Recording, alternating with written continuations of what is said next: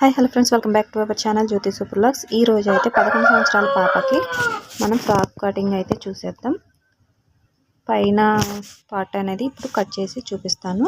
ఇక్కడైతే సరిపడా క్లాత్ నేను డబుల్ ఫోల్డ్ వేసుకొని తీసుకున్నాను అనమాట.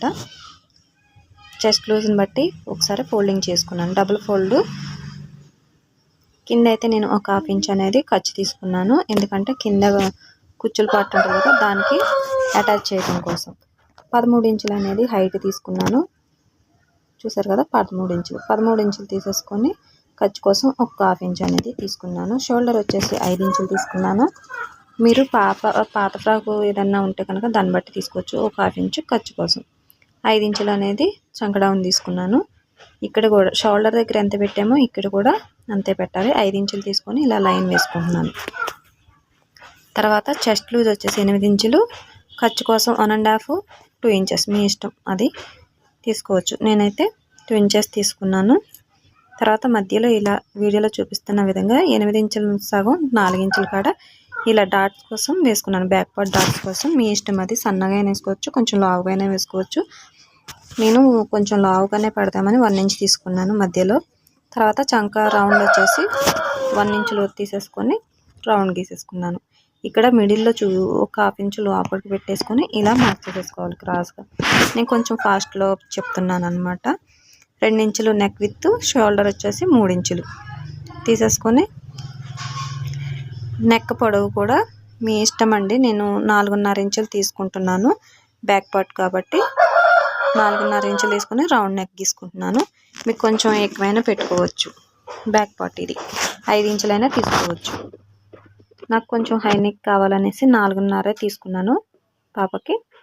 ఇప్పుడు మార్క్ చేసిన విధంగా కట్ చేసేది సింపుల్ మెథడ్ అండి, చాలా సింపుల్ మెథడ్. దీనికోసం తలలు బద్దలు కొట్టుకునే అంత అవసరం లేదు. చాలా సింపుల్గా మనం బాడీ మెజర్మెంట్ అయినా పెట్టుకోవచ్చు, పాత ఫ్రాక్ ఉంటే దాన్ని బట్టి అయినా కట్ చేసేసుకోవచ్చు. ఇక్కడ కటింగ్ అనేది ఒక చిన్న కట్ పెట్టేసుకుందాం. మార్కింగ్ దగ్గర కూడా ఒక కట్ పెట్టుకుందాం ఇలాగా షోల్డర్ దగ్గర. ఇప్పుడు బ్యాక్ పార్ట్ అనేది తీసేసేయాలి పక్కకి.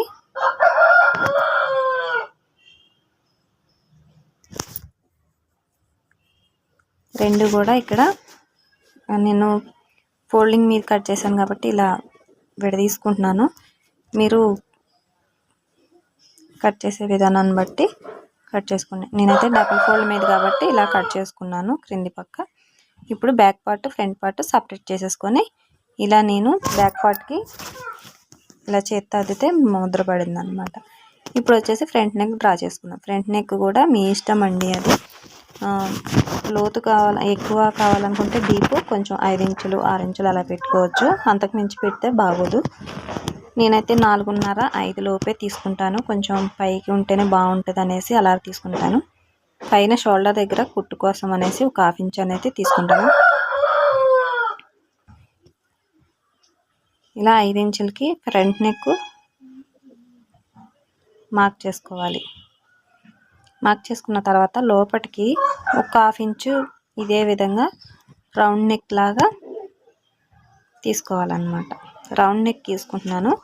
దీంట్లో కట్ వర్క్ ఇస్తాను.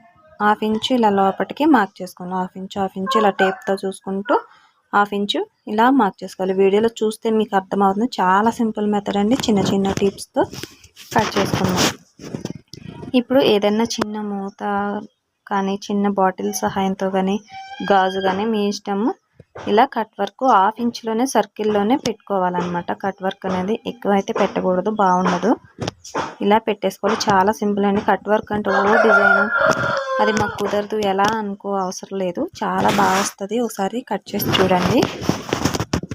మన ఛానల్ కొత్తగా చూస్తుంటే సబ్స్క్రైబ్ చేసుకోండి. అలాగే వీడియో నచ్చితే లైక్ చేయండి. ఏదైనా డౌట్ ఉంటే కనుక కామెంట్ చేయండి.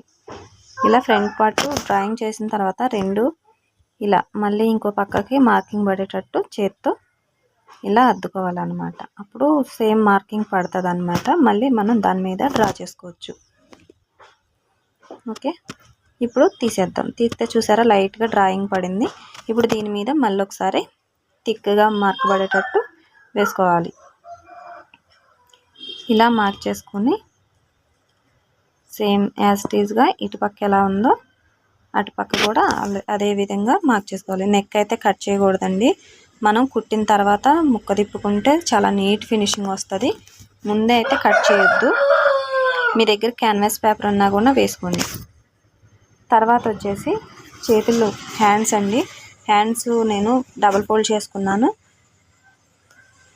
ఫుల్ హ్యాండ్స్ పెట్టుకున్నాను. నేను 9 ఇంచెస్ పెట్టుకున్నాను. 1/2 ఇంచ్ కింద ఖర్చు కోసం తీసుకున్నాను.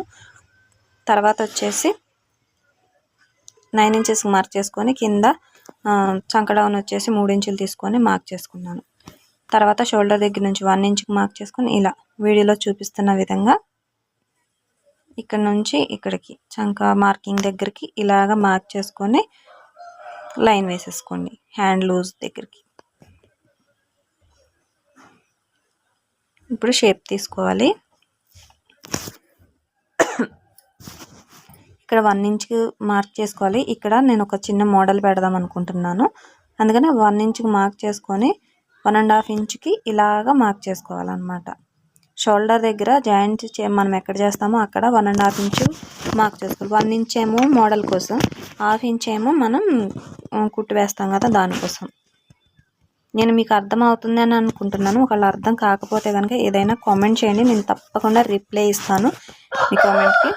ఇప్పుడైతే ఒరిజినల్ పార్ట్ అనేది ఇలా డబుల్ ఫోల్డ్ చేసుకునేసి ఒకసారి back part, front part, hands కూడా కట్ చేసేసుకుంటున్నాను నేను. ఇప్పుడు కట్ చేసేది బ్యాక్ పార్ట్, ఫ్రంట్ పార్ట్. చూసారు కదా, ఇక్కడ ఉన్న పీస్ నేను హ్యాండ్స్కి, ఇవి కూడా 2 ఒకేసారి 2 కట్ చేసేస్తున్నాను. ఇప్పుడు ఇక్కడ ఫోల్డింగ్ ఉంది కదా, ఫోల్డింగ్ అనేది విడదీసుకున్నాను. వీడియోలో ఎంత అవుతుందని కటింగ్ వీడియో పెట్టానండి. స్టిచ్చింగ్ వీడియో కూడా వెంబటే పెట్టేస్తాను. వీడియో నచ్చితే లైక్ చేయండి, షేర్ చేయండి, సబ్స్క్రైబ్ చేసుకోండి. Thanks for watching.